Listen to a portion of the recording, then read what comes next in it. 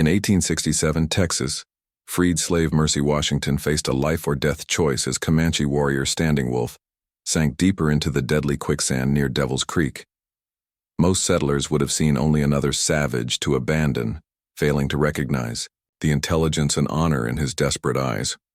What they couldn't know was that Mercy had spent 12 years learning Apache tracking skills from her former master's scouts, making her one of the few people who understood how to navigate the treacherous wetlands safely.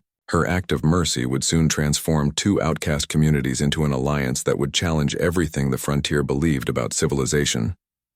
The pistol barrel pressed cold against Mercy Washington's temple. Fort Stockton's main street stretched empty except for the circle of blue uniforms and angry faces closing in around her. Behind her stood 20 Comanche warriors. Horses stamped dust. Metal clinked against leather. Children's cries echoed from shuttered windows. Colonel Hawthorne's voice cut through the Texas heat. "You've got 10 seconds to choose, woman. Your people or theirs.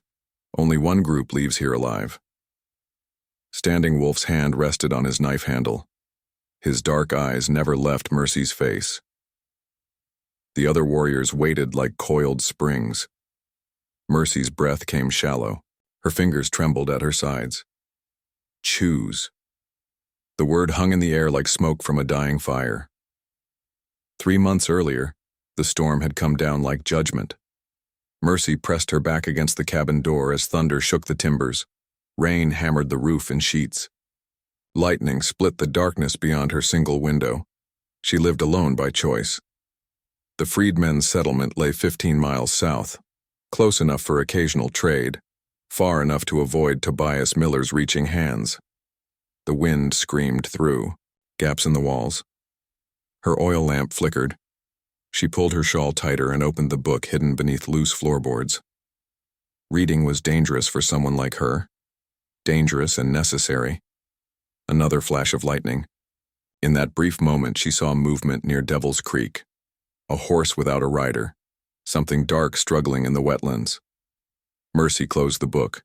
She knew those wetlands, knew their hunger. The storm fought her every step. Mud sucked at her, boots. Creek water ran black and fast between the banks.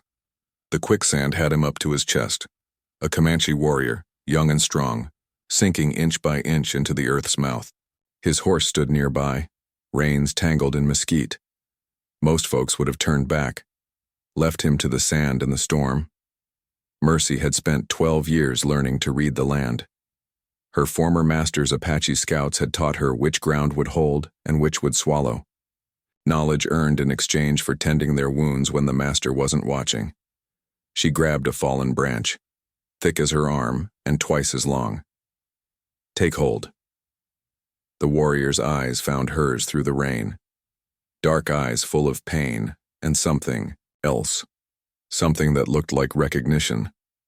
He grasped the branch. She pulled. The quicksand fought back like a living thing.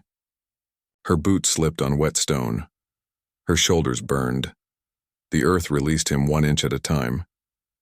When he finally collapsed on solid ground, blood seeped from a gash along his ribs. His breathing came ragged. Fever heat radiated from his skin. Mercy looked at the storm, then at the wounded man. Another choice. She helped him to her cabin.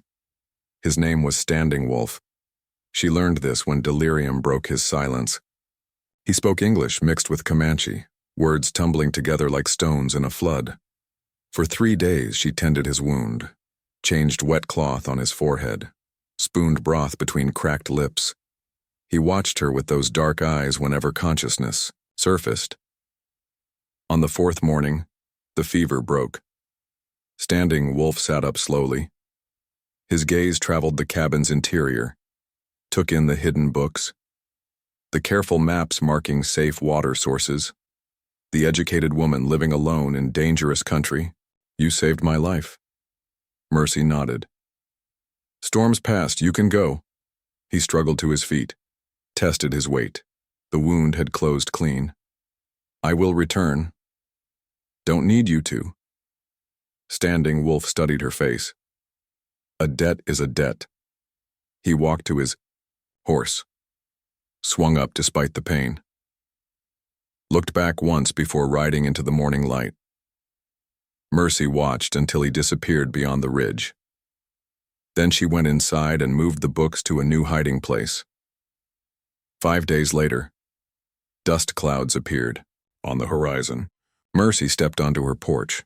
20 riders approached at walking pace.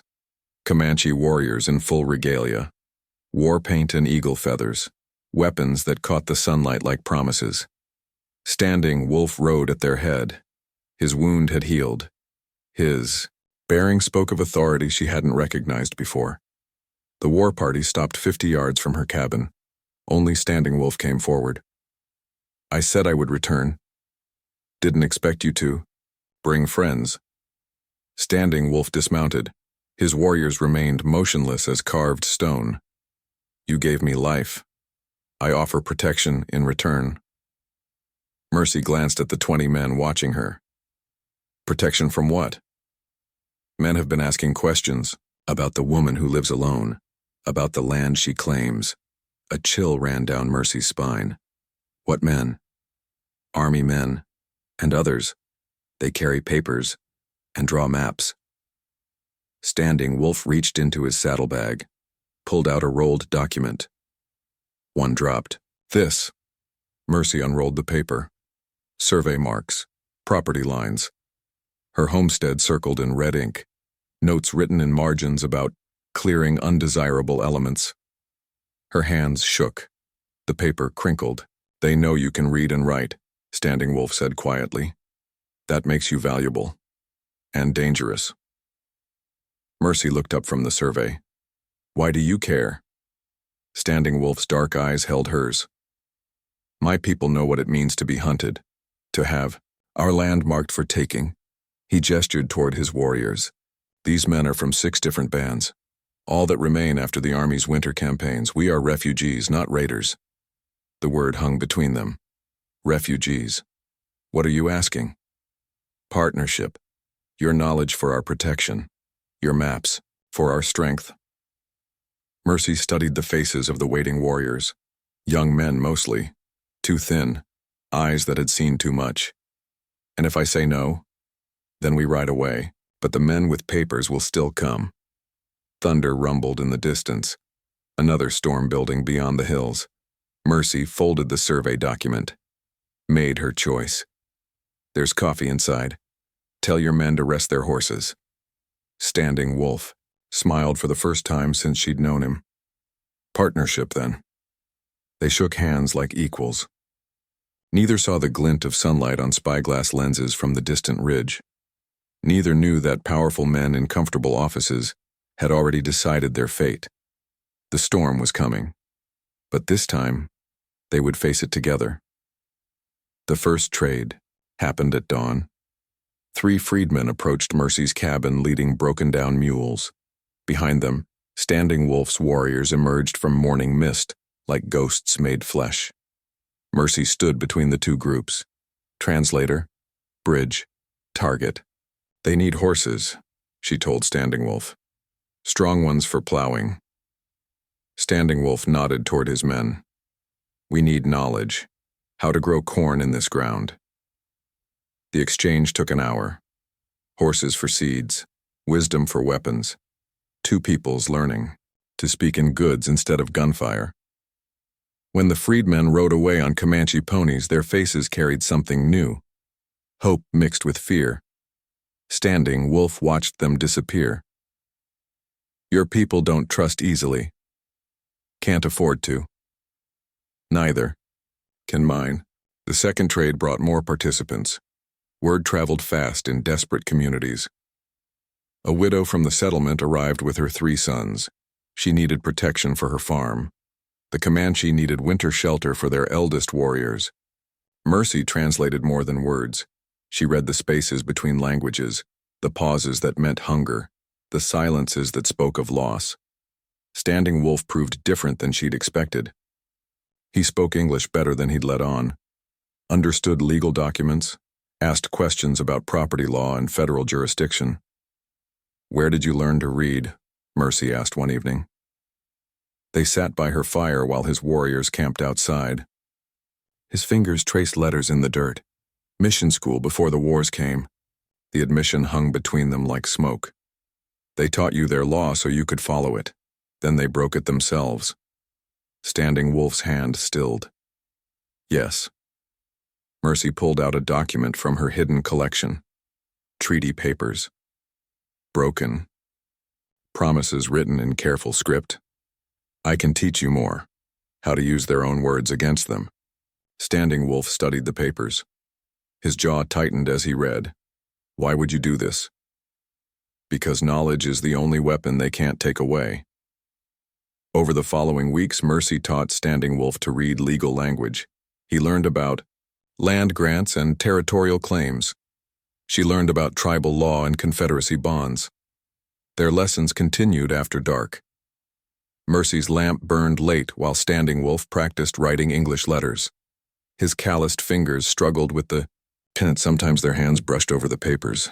Neither pulled away. The third trade brought danger. Tobias Miller arrived with 10 armed men from the settlement. His face carried fury and something darker. Possession. Mercy Washington, you're coming home. Mercy stepped onto her porch.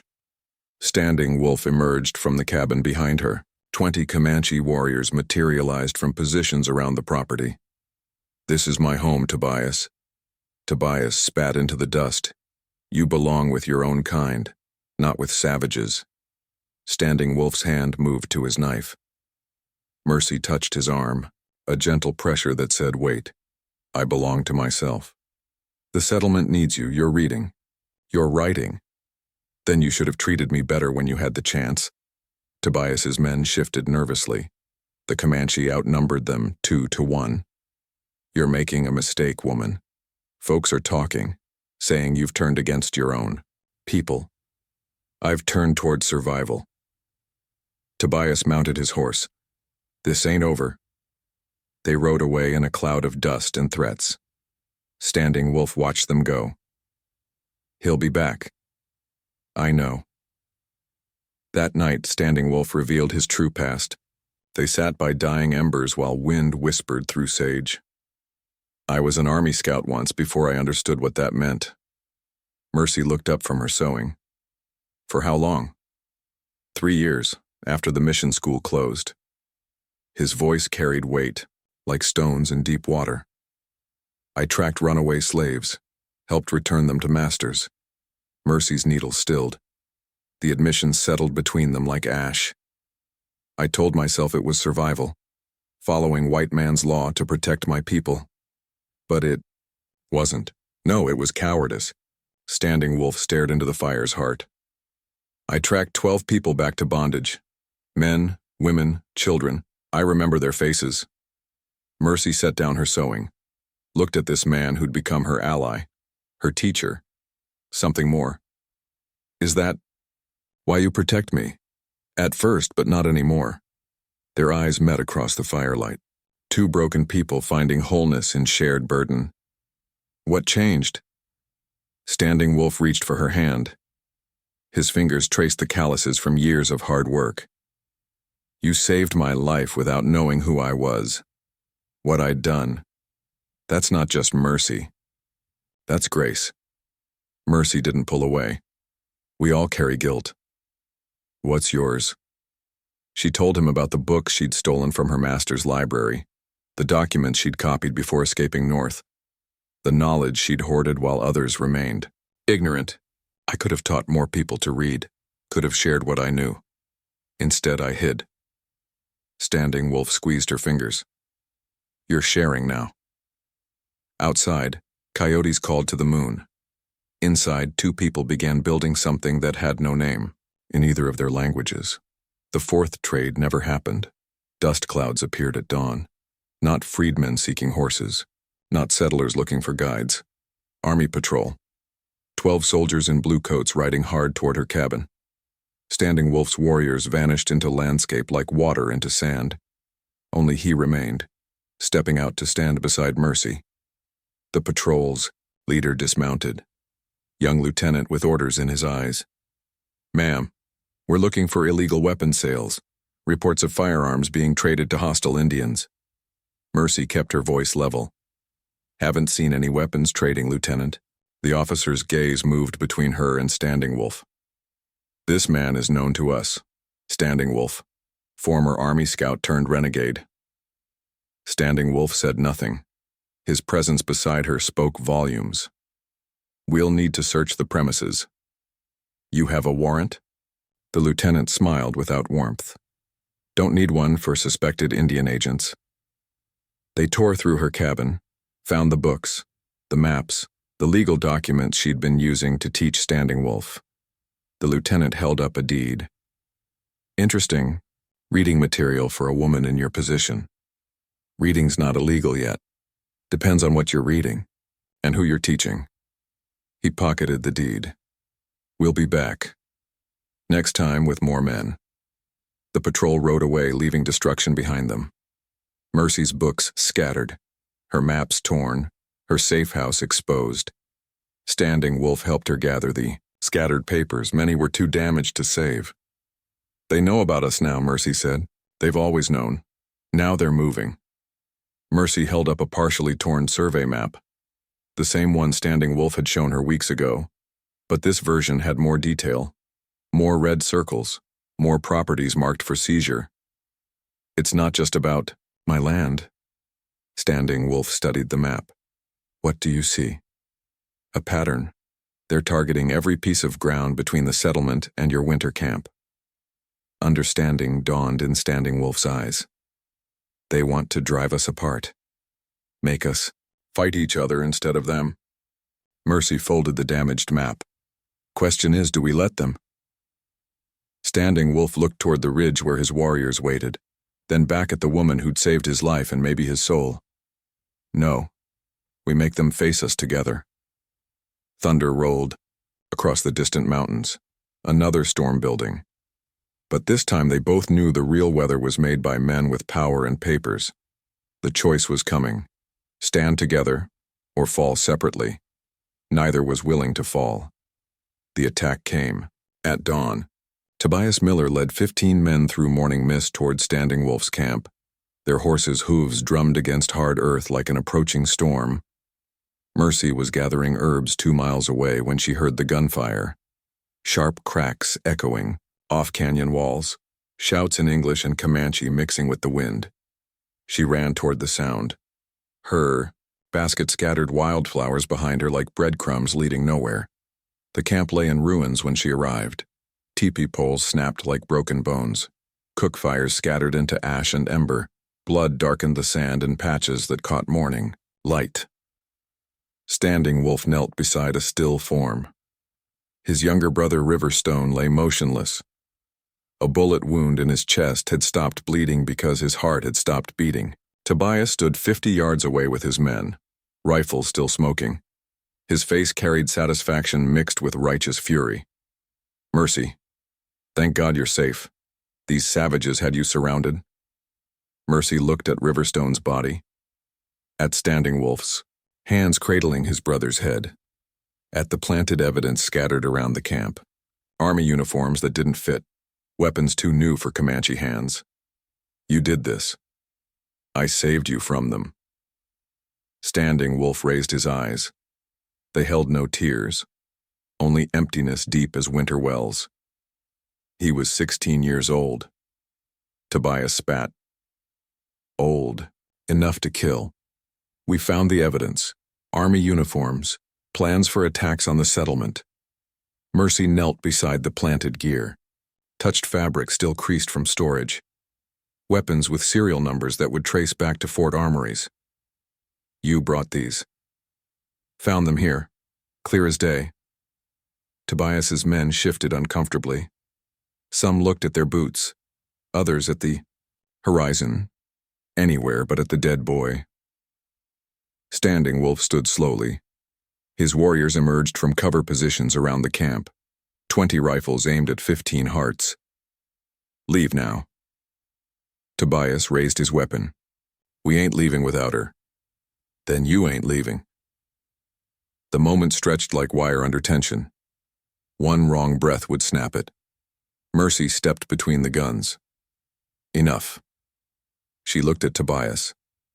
This man who claimed to protect her while destroying everything she'd built. I'm not going with you. You belong with your own people. These are my people now. Tobias's face darkened. You've lost your mind, living out here with savages. Forgotten what you are. I know exactly what I am.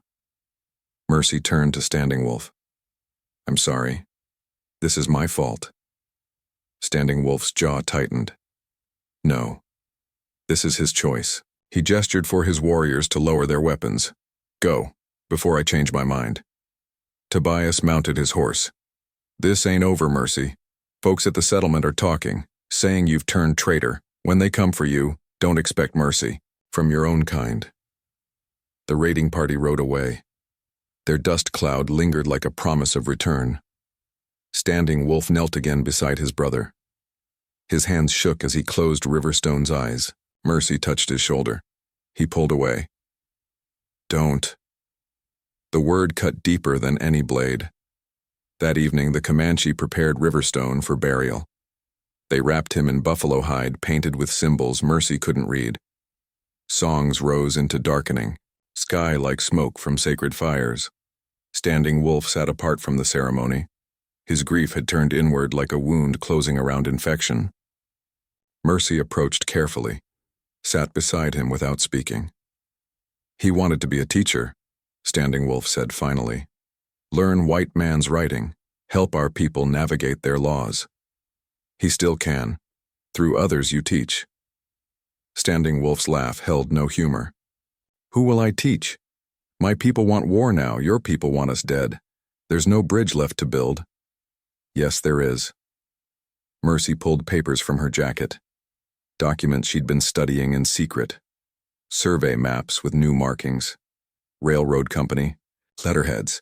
Legal notices written in careful script.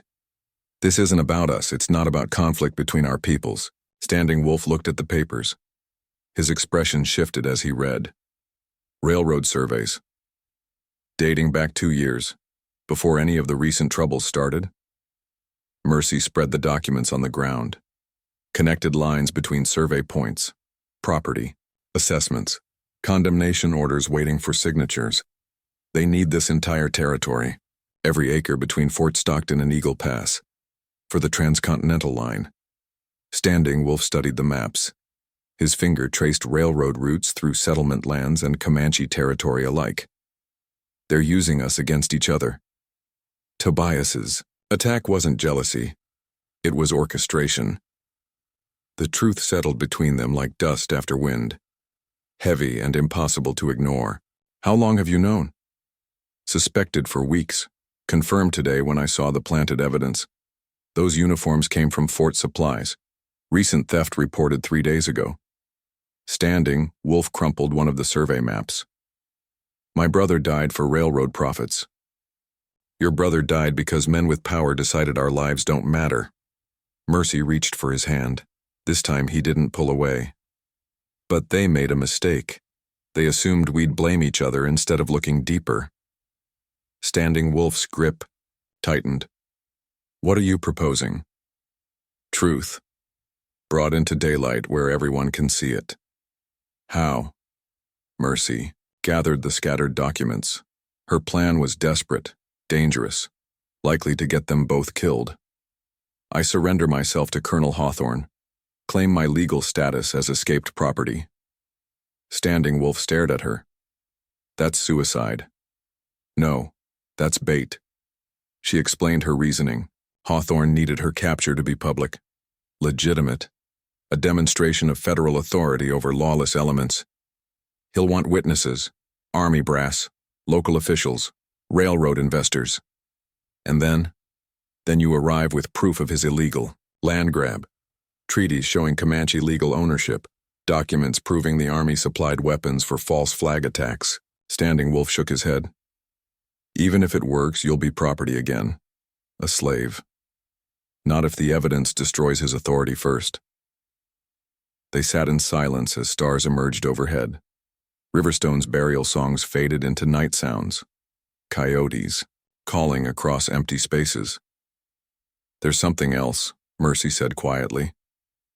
She told him about the messages she'd been receiving, other communities facing similar pressure.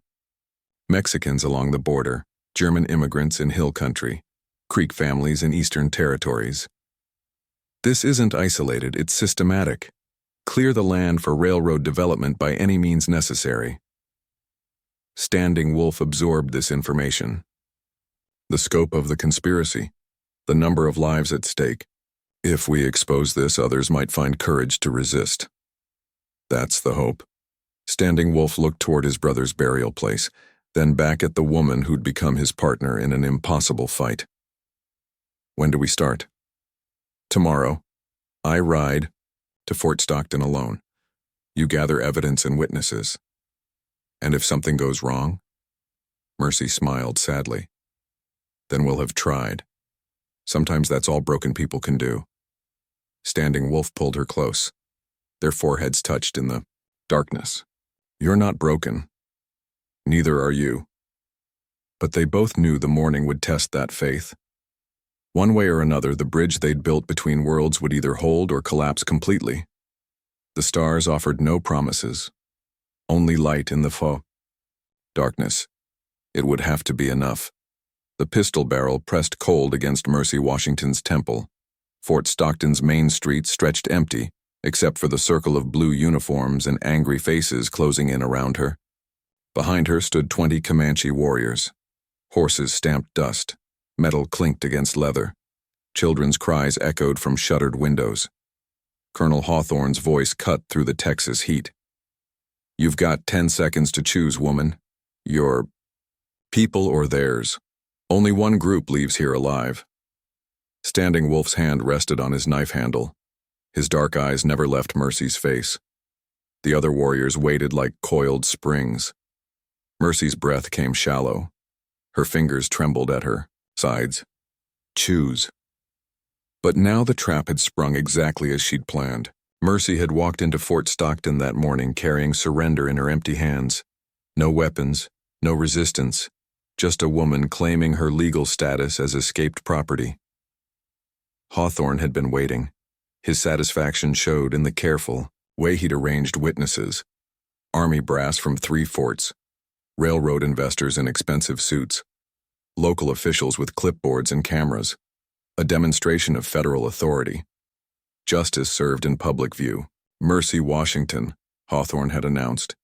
Fugitive slave, property of the late Colonel Marcus Hawthorne, now claimed by his heir. The crowd had murmured approval, law and order restored, civilized society protected from chaos.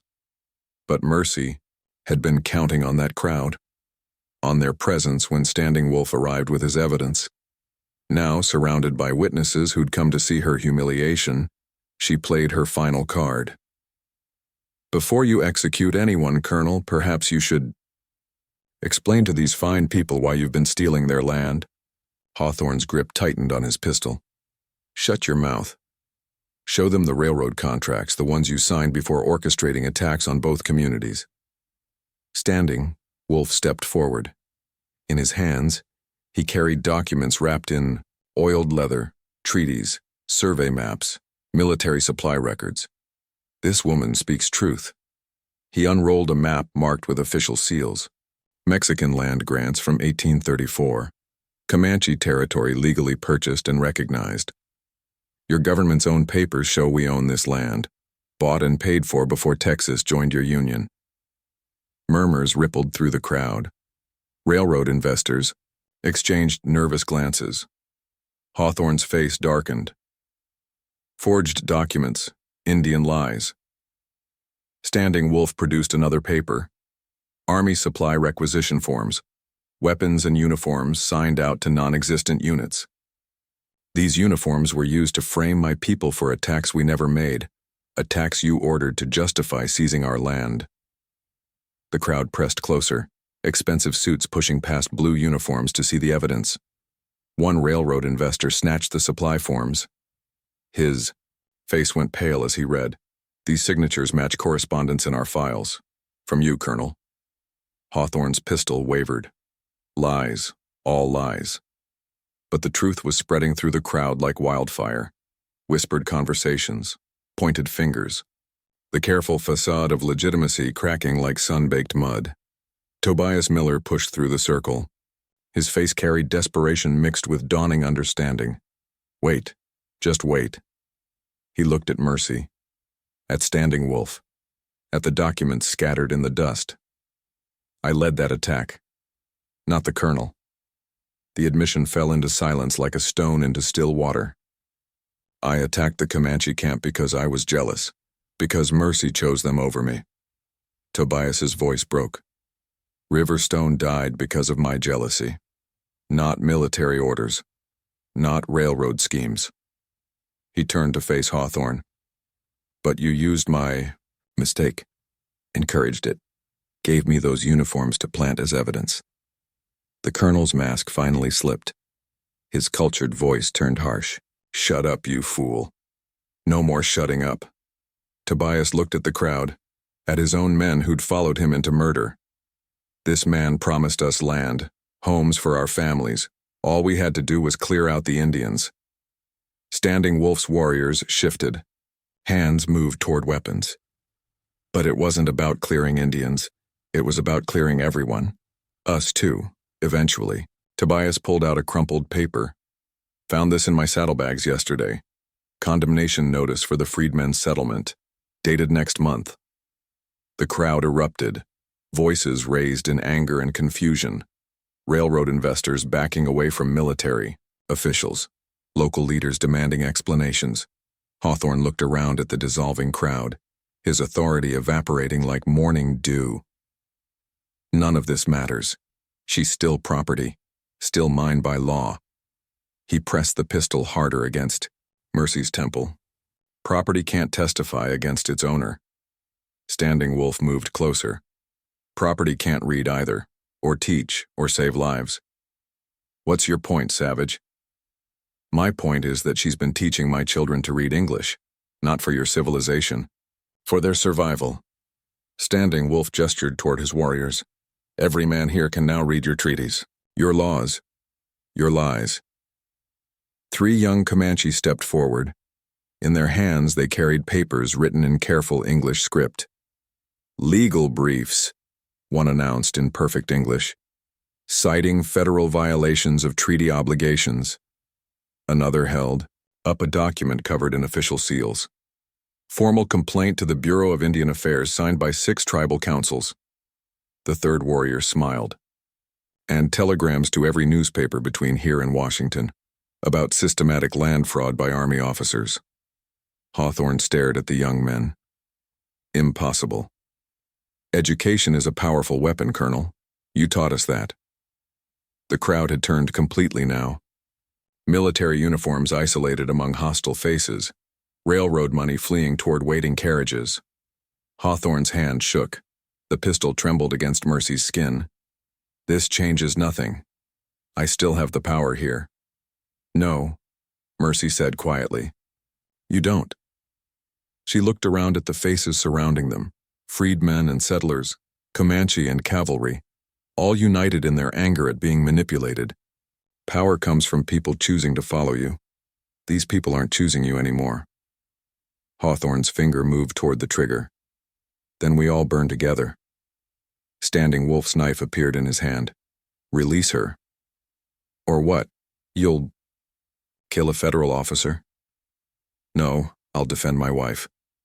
The words hung in the air like smoke. Mercy's eyes widened. She hadn't expected that declaration, but it changed everything.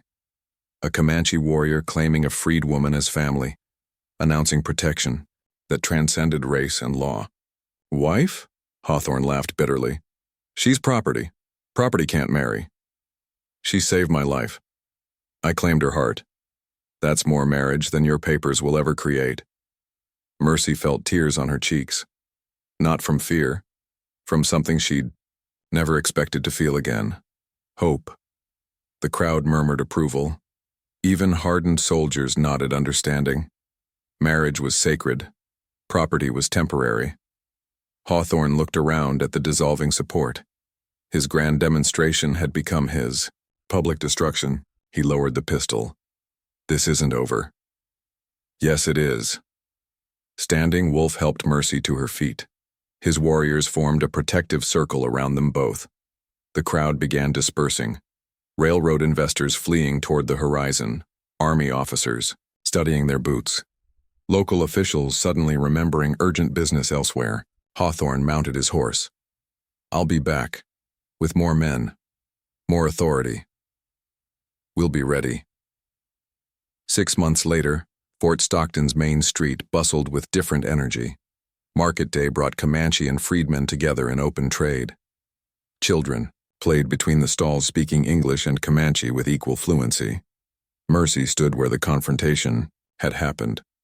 Her hand rested on her swelling belly. New life growing where death had once threatened. Standing, Wolf approached from the treaty office. In his hands, he carried legal documents, establishing their integrated community as an official township. "The papers are signed. We're legitimate now." Mercy smiled. "We were always legitimate. Just took the world time to catch up." Standing, Wolf placed his hand over hers on her stomach. "What kind of world are we giving this child?" Mercy watched the mixed crowd of children playing together in the dust.